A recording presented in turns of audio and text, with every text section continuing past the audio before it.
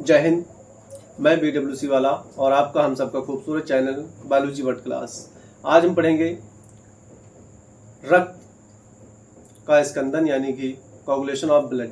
हमने पिछले वीडियो में बात कर लिया था ब्लड ग्रुप कितने प्रकार के होते हैं और ये ब्लड ग्रुप का टेस्ट किस प्रकार से किया जा सकता है। क्या हम अपनी ये जो माथे पे लगी हुई नंगी आंखें हैं, क्या इनसे हम ब्लड ग्रुप की पहचान कर सकते हैं?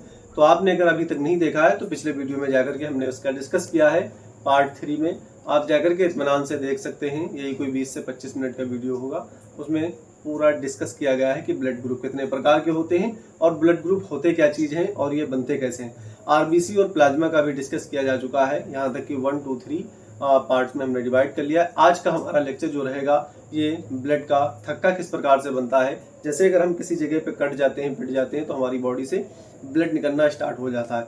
आखिर ये कब तक चलती है प्रोसेस और कब तक ये ब्लड हमारी बॉडी से निकलते रहते हैं, इसके बारे में हम चर्चा करेंगे। और ये आपका बेहतरीन सा टॉपिक है। इसमें हम बात करेंगे ब्लड का क्लॉट बनना या कोगुलेशन ऑफ ब्लड। हम बात करेंगे एंटी कोगुलेशन ऑफ ब्लड के बारे में, किस प्रकार से हमारी बॉडी के बाहर जो ब्लड यानी कि ब्लड बैंकों में जो ब्लड रखा होता है वो ब्लड क्लॉट क्यों नहीं बनाता है, इसके बारे में हम चर्चा करेंगे। और हमारी बॉडी जब कट पिट जाती है तो जो ब्लड होता है वो कितनी देर तक निकलता रहता है और कब जाकर के इसका जाल कंप्लीट बन पाता है, यानी कि वो जो सूखी वाली पपड़ी बनती है रेड कलर की, देखे होंगे आपकी बॉडी पर कहीं पर चोट लगती है तो वही क्या है, क्लॉट बनता है। उसी को हम बोलते हैं क्लॉट। जब आपकी बॉडी की वेसल्स किसी चीज़ में दब जाए, कट जाए, कुछ जाए, फिर उसके बाद में जो आपकी बॉडी से ब्लड निकलता है तो एक तरल की फॉर्म में ब्लड निकलना स्टार्ट होता है। लेकिन कुछ मिनट के बाद में क्या हो जाता है, वो जेली फॉर्म में ब्लड होने लगता है। उसी को क्या कहते हैं हम, कोगुलेशन ऑफ ब्लड कहते हैं। उसी को या उसी प्रक्रिया को या उसी क्रिया को हम बोलते हैं कोगुलेशन ऑफ ब्लड। और इसी को हम समझेंगे। तो इसकी हम सबसे पहले समझते हैं मैकेनिज्म के बारे में, किस प्रकार से ब्लड का कोगुलेशन होता है।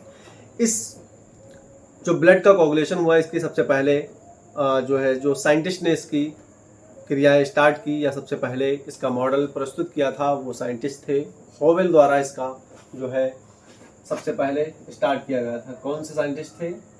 होवेल द्वारा इसके सबसे पहले प्रस्तुत किया गया था ब्लड कोगुलेशन, प्रस्तुत किया गया था होवेल द्वारा। इसके बाद में हम समझते हैं ये जो ब्लड की क्रिया होती है तो ब्लड ऑफ मैकेनिज्म समझेंगे। क्या समझना है? Mechanism of blood coagulation, mechanism of blood coagulation, mechanism of blood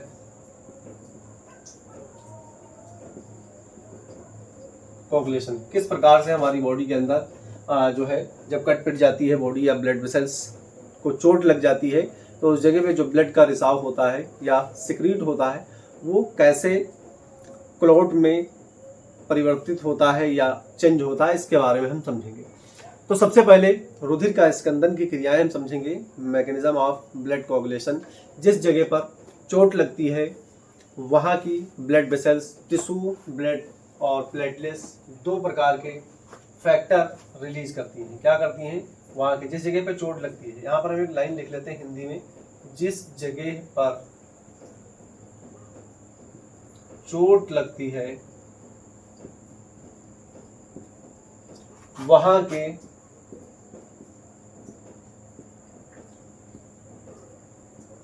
blood vessels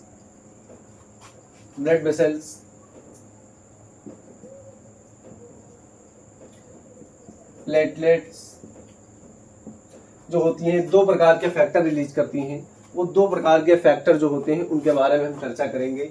एक का नाम होता है जो ब्लड जो है फैक्टर रिलीज करती हैं, एक का नाम होता है सेरोटोनिन और एक का नाम होता है थ्रोम्बोप्लास्टिन। दो प्रकार के फैक्टर रिलीज होते हैं यहाँ से।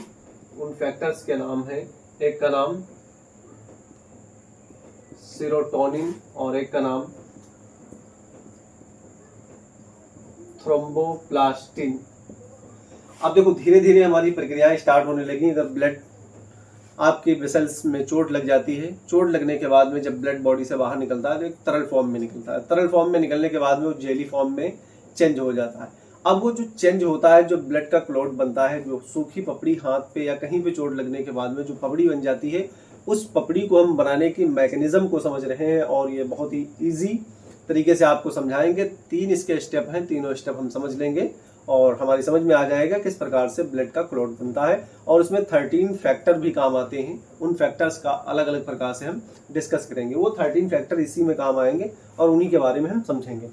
ये 2 फैक्टर रिलीज होते हैं। अब देखो, ब्लड वेसल्स के पाथ को कम करने में ये काम आते हैं। जो जिस जगह से ब्लड निकलता है उस पाथ को, मान लेते हैं ये हमारी कोई एक ब्लड वेसल्स है और इस ब्लड वेसल से रक्त, यानी यहाँ पर चोट लग गई और रक्त इधर को निकलना स्टार्ट हो गया। ये क्या करता है, ये दोनों सेरोटोनिन और थ्रोम्बोप्लास्टिन, ये इसके पाथ को कम करता है। अगर ये पाथ को ना कम करे तो आपकी बॉडी से उतनी ही रेस में ब्लड निकलता रहेगा जितनी रेस में चोट लगने पे तुरंत निकलता है। इसलिए क्या करता है, ये पाथ को कम करता है, उसको संकीर्ण करता है, जिसकी वजह से ब्लड उस वेसल्स में कम जाए और फिर उसके बाद में धीरे धीरे जब वहाँ पर क्लॉट बन जाएगा, वहाँ पर जब क्लॉट बन जाएगा तो ब्लड बाहर को नहीं जा पाएगा और सीधे वेसल्स में जाना स्टार्ट कर देगा। इसलिए क्या करता है, ये संकीर्ण करने का कार्य करता है। इसमें 3 भाग होते हैं। एक ब्लड वेसल्स के पाथ को कम करने का काम करता है और दूसरे की अगर हम बात करते हैं रिलीजिंग ऑफ थ्रोम्बोप्लास्टिन, इसमें 3 स्टेप होते हैं। तीनों स्टेप को हम एक एक करके समझेंगे। एक फर्स्ट नंबर पे होता है रिलीजिंग ऑफ थ्रोम्बोप्लास्टिन। दूसरे नंबर पे जो होता है वो होता है प्रोथ्रोम्बिन को चेंज करता है थ्रोम्बिन में। प्रोथ्रोम्बिन जो होता है वो चेंज होता है थ्रोम्बिन में।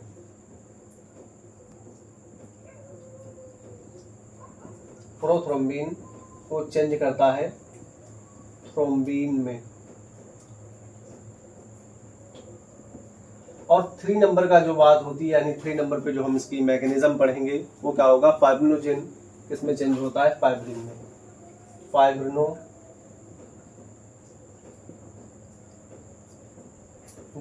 किसमें चेंज होगा, फाइब्रिन में चेंज होगा।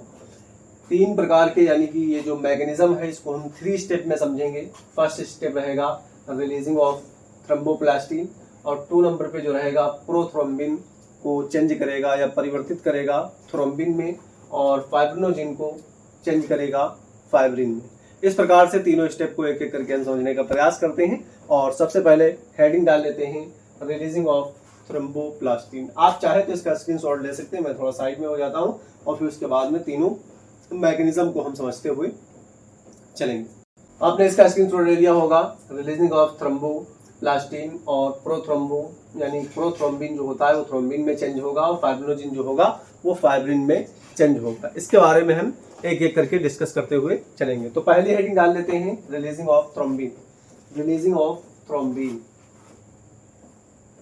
हम मैकेनिज्म समझ रहे हैं। मैकेनिज्म में सबसे पहली हेडिंग रहेगी हमारी रिलीजिंग ऑफ थ्रोम्बिन। पहली हेडिंग रहेगी हमारी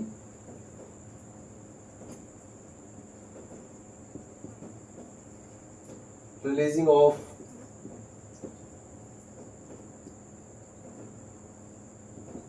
थ्रोम्बिन। ये फर्स्ट हेडिंग है और इस फर्स्ट हेडिंग से हम समझने का स्टार्ट करेंगे। इसमें 2 प्रकार की प्रोटीन होती हैं, एक लिपोप्रोटीन होती है, एक फास्फोलिपिड होती है। इसमें कितने प्रकार की प्रोटीन पाई जाती हैं, 2 प्रकार की प्रोटीन पाई जाती हैं। एक होती है लिपोप्रोटीन और एक होती है फास्फोलिपिड।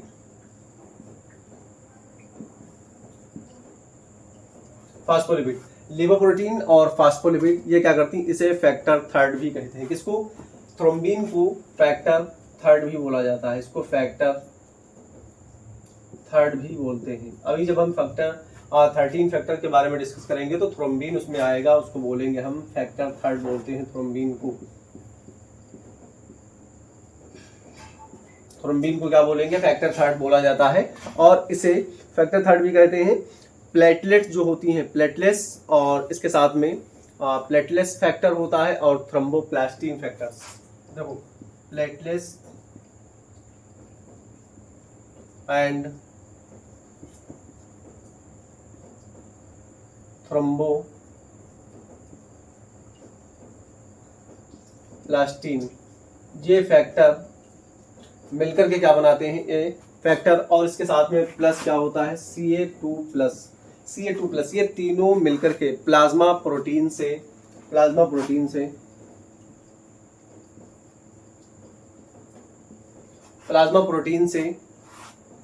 एक एंजाइम बनता है,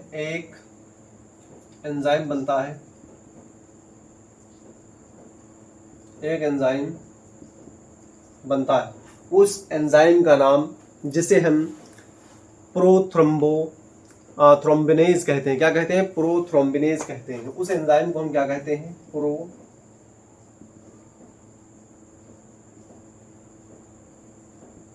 प्रोथ्रोम्बिनेज कहते हैं। इस एंजाइम को क्या कहते हैं, प्रोथ्रोम्बिनेज कहते हैं। देखो, सबसे पहले हम बात करते हैं इस मैकेनिज्म के बारे में।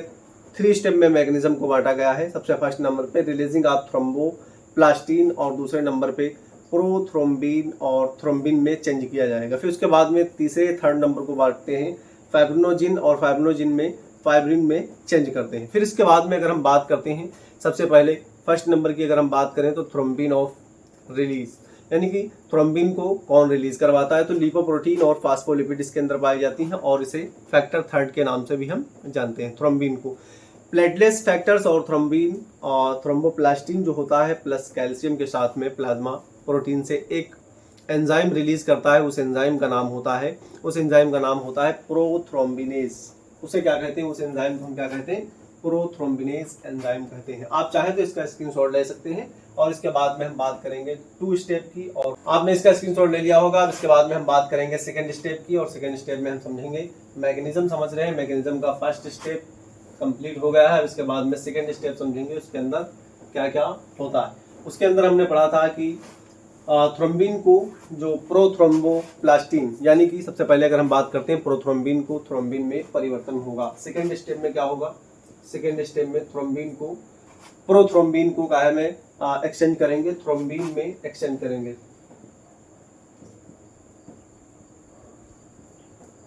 प्रोथ्रोम्बिन का एक्सचेंज किसमें होगा, थ्रोम्बिन में होगा।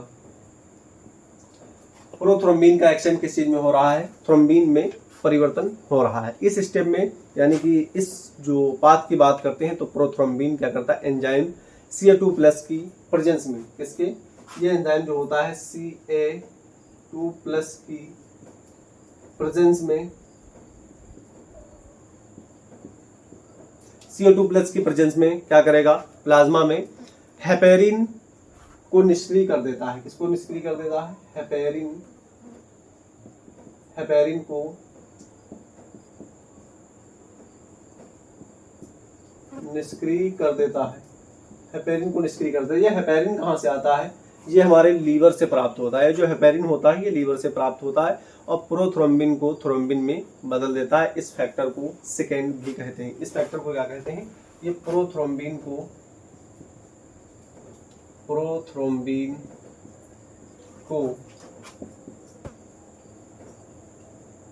थ्रोम्बिन में चेंज कर देता है। ये प्रोथ्रोम्बिन को थ्रोम्बिन में चेंज कर देता है। इसे सेकेंड फैक्टर भी कहते हैं। सेकेंड फैक्टर भी कहते हैं, इसे सेकेंड फैक्टर भी कहते हैं। अगर हम बात करें थर्ड स्टेप की, तो आप इसका स्क्रीनशॉट लेना चाहें तो ले सकते हैं। इसके बाद में हम तुरंत बात करेंगे थर्ड स्टेप की, और वो थर्ड स्टेप क्या होंगे। स्टेप थर्ड की बात करते हैं, ये सेकेंड हो गया है, ये सेकेंड स्टेप है। इसके बाद में हम थर्ड स्टेप की बात करते हैं, और थर्ड स्टेप में आपने जाना था थर्ड स्टेप में कि फाइब्रिनोजेन को फाइब्रिन में चेंज किया जाएगा। फाइब्रिनोजेन को क्या में चेंज करते हैं, फाइब्रिनोजेन को फाइब्रिन में चेंज करना है।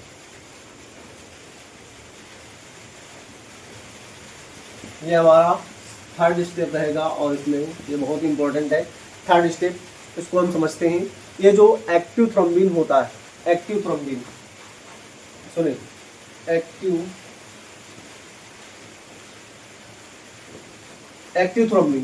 एक्टिव थ्रोम्बिन जो प्लाज्मा प्रोटीन यानी कि फाइब्रिनोजेन पर उसे फाइब्रिन में चेंज करता है। एक्टिव थ्रोम्बिन जो होता है फाइब्रिनोजेन को, एक्टिव थ्रोम्बिन फाइब्रिनोजेन को फाइब्रिन में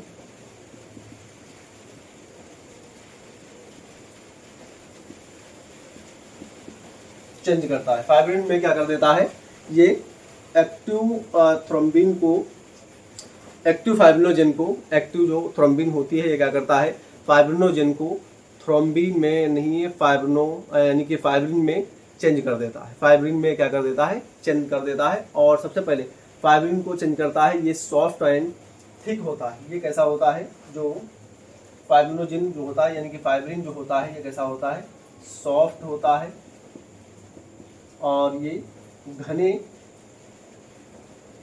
तंतुओं से बना होता है। इसको मान लेते हैं हम, घने तंतुओं से बना होता है, तंतुओं से बना होता है, घने तंतुओं से बना होता है। ये घने तंतुओं से मिलकर के बना होता है, थिक होता है। आरबीसी इसमें जाकर के क्या हो जाती है, आरबीसी जो होती हैं वो जाकर के इसमें फंस जाती हैं। आरबीसी जाकर के फंस जाती है, आरबीसी में जाकर के फंस जाती हैं। और जब आरबीसी फंस जाती है तो लाल ठोस पिंड बन जाता है। कैसा पिंड बन जाता है, लाल ठोस पिंड बन जाता है। इसके अंदर आरबीसी जब फंस जाएंगी तो लाल ठोस पिंड बन जाता है और उसी को क्लोट कहते हैं। क्या कहते हैं, उसी को हम क्या कहते हैं, क्लोट कहते हैं। जब लाल पिंड बन जाता है तो उस जगह को हम क्या बोल देते हैं, क्लोट कहते हैं और इसे ही ब्लड क्लोट कहते हैं। जब उस जगह पर सीरम का स्राव होता है, उस जगह पे सीरम होता है, सीरम पाया जाता है और सीरम क्या करता है, इसमें क्लोट नहीं बनाता है। सीरम क्या करता है, क्लोट नहीं बनाता है और ये ब्लड के साथ में मिक्स रहता है, क्योंकि ये फाइब्रिनोजेन और आरबीसी नहीं होते। इसमें जो क्लोट नहीं बनाता है, इसमें फाइब्रिनोजेन व आरबीसी एब्सेंट होते हैं। क्या होते हैं, एब्सेंट होते हैं। इसमें सीरम में फाइब्रिनोजेन और आरबीसी क्या होते हैं, एब्सेंट होते हैं। ये है इसकी मैकेनिज्म और इसको फाइब्रिनोजेन फैक्टर यानी कि फर्स्ट कहते हैं। इसको, इस फाइब्रिनोजेन को, इसको फैक्टर फर्स्ट बोलते हैं। क्या बोलते हैं, इसको फैक्टर फर्स्ट बोलते हैं। सेकेंड फैक्टर, थर्ड फैक्टर उसमें देखने को मिला था, सेकेंड फैक्टर इसमें देखने को मिला है। ये सेकेंड फैक्टर है प्रोथ्रोम्बिन और वहाँ पर क्या था, प्लास्टो यानी कि थ्रोम्बोप्लास्टिन जो था वो फर्स्ट फैक्टर था।